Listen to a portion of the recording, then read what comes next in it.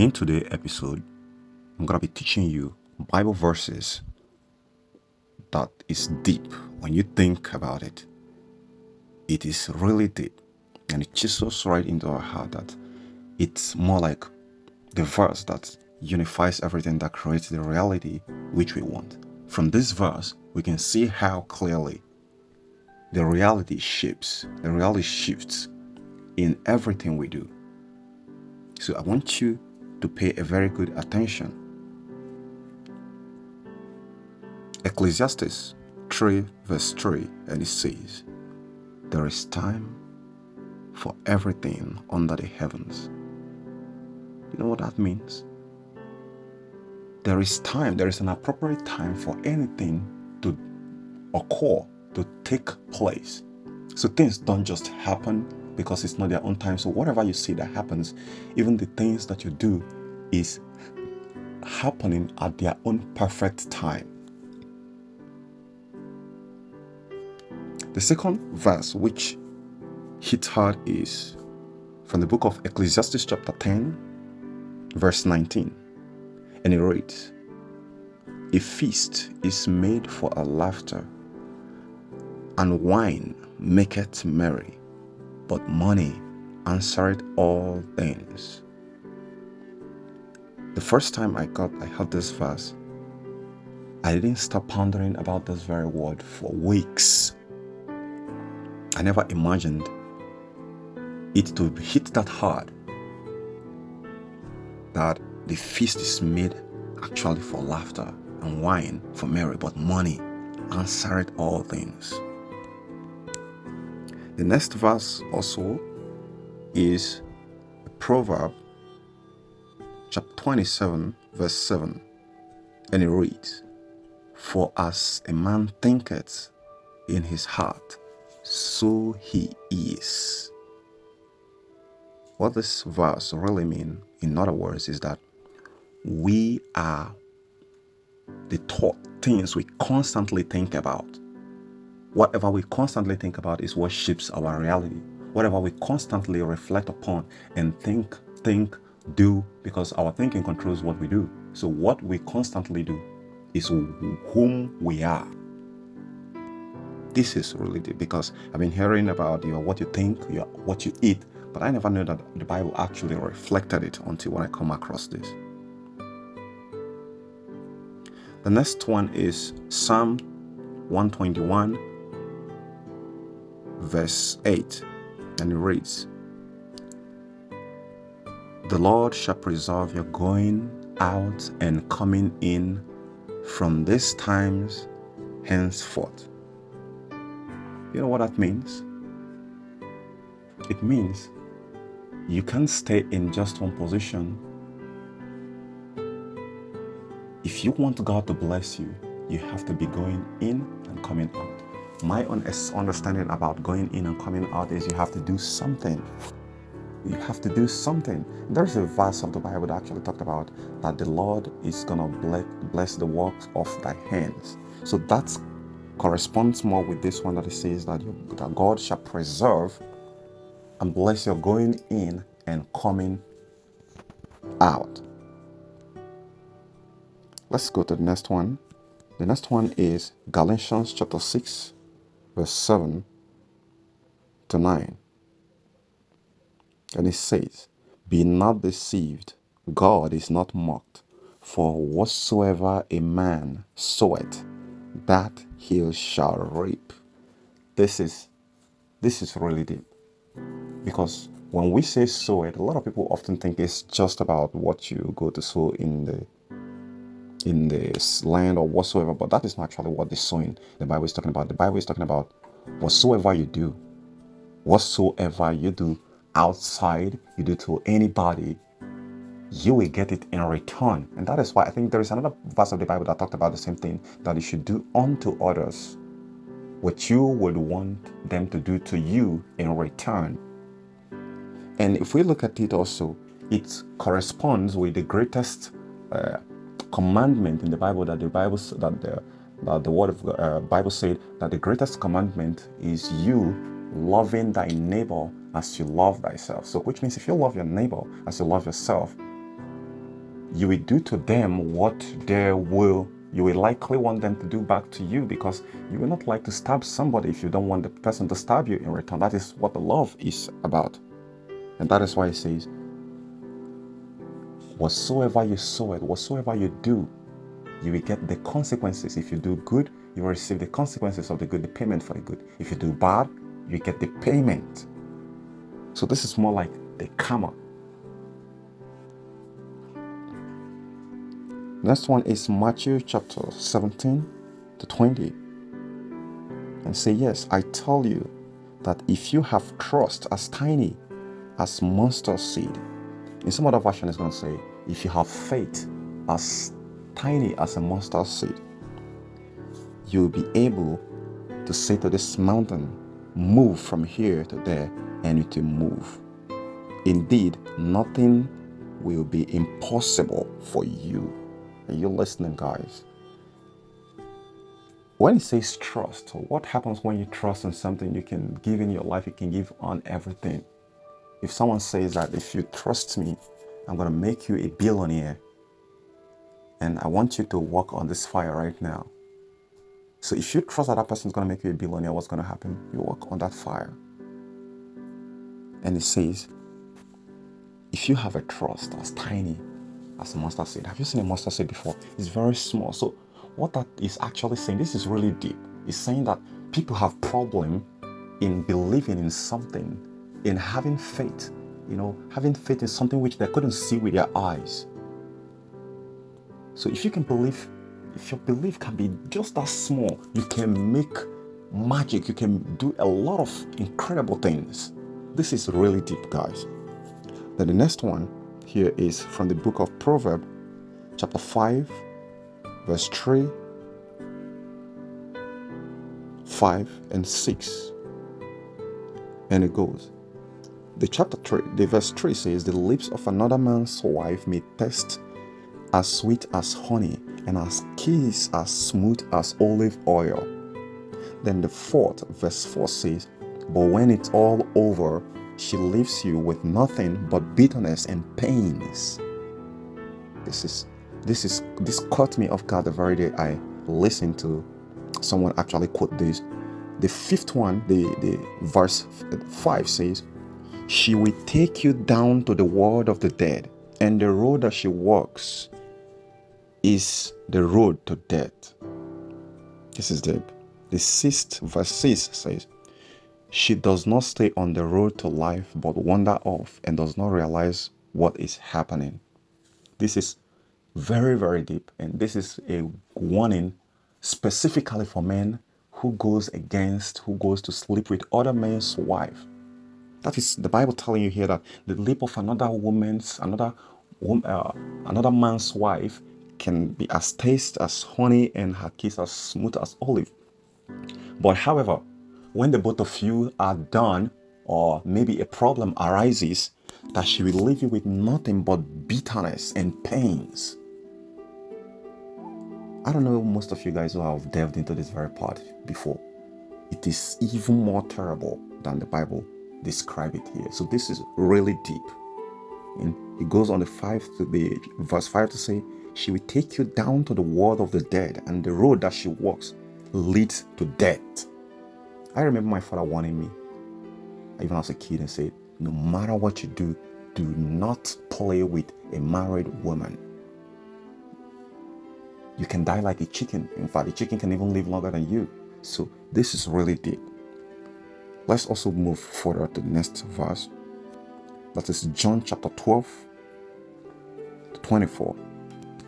And it says, very truly I tell you, until a kernel of wheat falls to the ground and dies, it will remain only a single seed. But if it dies, it produces many seeds. Some other versions will read, until a grain of plant falls to the ground and dies, it will remain only a single seed. But if it dies, it produces many seeds. What does this mean? This is deep in a sense that it's not just talking about the grain of seed here. It's talking about our life, our belief, what we have. the money you have, the money you make, that so long as you keep that money in the safe, it's going to remain exactly as you keep it. The interest is not really going to build up. But when you have decided to risk it and invest it, it will grow bigger and it will, it will grow exponentially. The same thing also happens. In as much as you stay in a very comfortable zone without going to to make yourself uncomfortable, you will never get whatever you want. And it's also the same with, if you are scared of taking a risk, you will remain at the same place where you are. It's also go the same as if you don't change your concept of thinking, if you don't decide to put your thought into action and think in a vast way and think of multiple streams of income, you will not have that financial freedom. You will never break free from financial traps that people are setting everywhere. You will never have anything in abundance. So you must be willing to risk that little that you have. You must be willing to take a risk. This is deep, really deep in my own understanding. And let's go quickly to another one. The next one here is Matthew chapter 5, verse 28. And it says, I tell you, anyone who looks at a woman lustfully has already committed adultery with her in his heart. Listen to that again. Anyone who looks at a woman lustfully have already committed it in his heart. It even goes beyond that. It goes deeper than that. A lot of you guys who ventures into reading different things, the kind of world we have today, a lot of people do crazy things just exactly as it says here. When you start looking at a woman lustfully, something terrible happens. Really ugly, I must admit. So it's not just communicating in your mind. There is even more to that. Next is Matthew chapter 18, verse 19. And it says, again, truly I tell you that if two of you on earth agree on anything and ask for it, it will be done for you by my Father in heaven. What it says here is, when two people agree upon anything, it could be you and your wife, it could be you and your girlfriend, it could be you and your partner, it could be you and anybody, it could be you and your brother, you agree to do anything, that is going to be done for you both as you agree upon. That's some sort of a prayer of agreement. But it's not just about prayer of agreement. This is something that happens. Take a look at the music industries. A lot of people who don't believe in themselves, they team up with others. So there is more power. The deep message here is that there is more power when we decide to collaborate with another person. That's why they say 2 heads are better than 1. So the Bible has actually give a clear path of this very teachings here. And it's a lot deeper than it is because of this very moment here. It still means that 2 people have more ideas than 1 person. When they say 2 heads is better than 1, yes, 2 people have more ideas. So there is going to be more vibration. There's going to be more creative and innovations. If this person is backsliding, the other person pulls him over. So it's hardly for the both of them to go sleeping or head through the same direction and set on the course which they have agreed upon. So when you agree upon that course, sometimes the reality of life, ups and downs, can actually kick in. And that is where the second person that comes to draw you and give you some inspiration and bounce back. And that is why it is very, very much easy and realizable, achievable when 2 people agree upon a thing. So it is deep in my own understanding. The next one is Job chapter 22, verse 28. And it says, thou shalt decree anything, and it shall be established unto thee. You know what that means? He said, whatever you have declared that is going to happen, that it will happen. Oh my gosh. I don't know if you guys know what this means. That whatever you say you are going to do, just as you have said that it's going to happen, it will happen. So that's why they say there's power in spoken word. So that situation, that ugly situation which you have today, you can simply speak positively to it and say, today I will no longer be a part of this evil. This shall no longer thrive in my life. This will no longer continue. I cease to be company of evildoers. I cease to be a broke person. I cease to be someone who is unproductive. I cease to be a lunatic. I cease to be a drunkard. I cease to be a drug addiction person. I cease to be a dumb person. I cease to be a follower to become a leader. It all lies in the power of your tongue to make that declaration, to decree. And the Bible says it will come to pass. Then we have Matthew chapter 11 to 24. And say, therefore I say unto you, whatsoever you desire when you pray, believe that you have received them, and you will receive them. I don't know if a lot of you guys are thinking what I'm thinking. The universal law, laws of attractions, mirror principles. When you want to manifest anything, the first act is to believe. And here the Bible is saying the same thing. It says, whatsoever you have prayed for, that there is no need of you pondering, there is no need of you worrying, there is no need of you going over to ask about it again. Going about to ask about the same thing again means you didn't believe. So you should just believe that you have received it and go forth in whatsoever you have been doing, which you believe you're going to receive it through, and it will manifest. You will receive it. So long as you believe, you will receive it. The next one is Romans chapter 12, verse 12. And it says, be not conformed to the standard of this world, but be ye transformed by the renewing of your mind. That very one is really hard, really, it's really deep. He said, you can change your entire existence by simply renewing your mind. And how do you renew your mind? Thinking out new ideas, new ways, new solutions to do whatsoever you want to do, and your life will start changing instantly, immediately.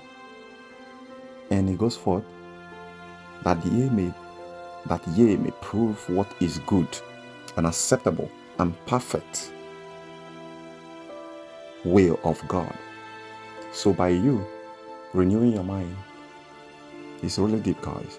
By you renewing your mind, you will prove what is good. It's not just you transforming yourself. You will prove what is good, what is acceptable and perfect will of God by you renewing your mind, by changing your concept of thinking, by changing your pattern, because from your thinking and making decision, you can cut off, you can connect, you can switch off, you can switch on. That is whom we are, and that is what we're capable of doing.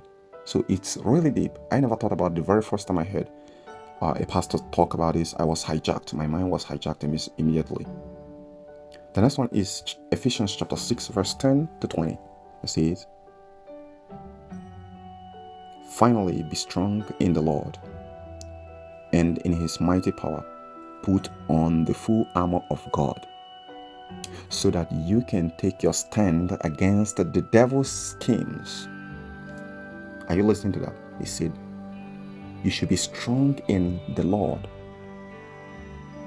and in his mighty power, and put on the full armor. He didn't say half. He said full armor of God, so that you can take your stand against the devil's scheme.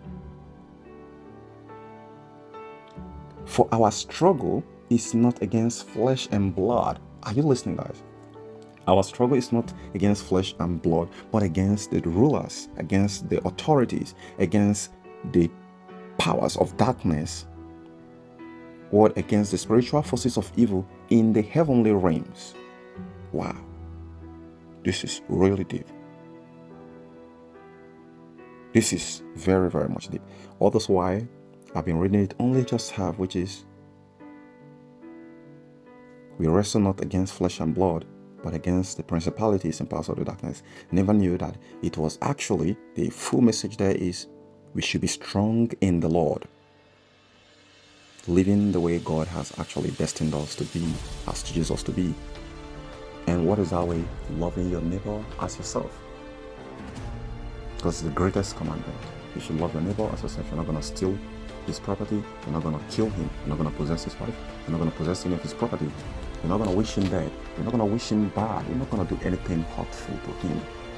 You're always going to pray for him. You're always going to do good things to him. And if he loves you the same, the good will prevail over evil. And he said, so you take your stand against the devil's scheme. This is miraculous. For our struggle is not against flesh and blood. Because most times when we go through hard times and trying to make a decision that's going to change our life, we often come up with encounter different challenges. And we often blame the physical thing which we have seen without thinking, without critically looking at it. There is a force behind that. Because when someone just look at something that is white and tell you that this is black, you should know that there is something wrong, and that is the principalities and powers of darkness that is using that person, the demon using that person. And he will see the truth and he will turn it down. He will turn it around. So you will take your stand against the devil's scheme, for we wrestle not against flesh and blood, but against principalities and powers of darkness in the heavenly realms. The next one is 1 Corinthians chapter 10, verse 21. And it says, you cannot drink the cup of the Lord and the cup of the devil. You cannot be partakers of the God's table and the table of the devil. You cannot drink the cup of the Lord and the cup of demons. What here is simply talking about is telling us that we cannot be both evil and be good. That we can choose one side of the coin we want to be, because a lot of people actually believing they can be on the both side of the coin. So if you want to be on the side of good, you should be on the side of the good. If you want to be on the side of evil, you want to be on the side of the evil. If you want to be on God's side, then you do what God wants. Then you want to be on the devil's side, and you allow the devil to use you as his or her instrument to manipulate or do whatever they want to do. But the important thing here is choose one side of the coin which you want to be. And the last one which we're going to be using to cap it up is 1 Timothy chapter 4, verse 11. And it says, the Spirit clearly says that in later times some will abandon the faith and follow the deceiving spirits, things taught by demons.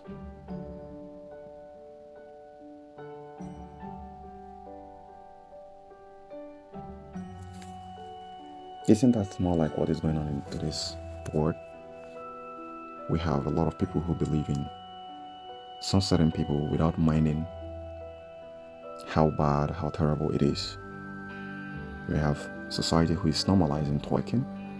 We have society that is normalizing objectifying our women. We have society that is now projecting our men to be naked. We have society that is now abhorring that men and women, that men should sleep with another man. We have a society that is now promoting that there can be gender neutral. We have a society that is now sleeping with animal, human beings sleeping with animal. So this is a whole lot, very, very much deep. You know, that in later times, some will abandon the faith and follow the deceiving spirit. And it is not even just about things taught by demon. It is not even just about Bible. It's also connected to our life. Whenever you shift from your own belief to some other deceiving belief, when you shift from your own goal, your own path, to some other path, which most of the times we do it, you have been budgeting some amount of money to do something, and swiftly something just came up. And now you are crushing your whole budget for that thing. So it is a deceiving spirit. And whatever that notion is, I don't care, it's a demonic possessed person who have brought the idea of coming to crush the goal, the logic, the steps, the path which you have been taking to trying to establish your own, to manipulate your own reality in a positive way, and now to create a setback. So guys, I hope you find this very interesting. Drop your comments in the section. I'll see you later. Nice to have you tune in the path to prosperity, ways to prosperity.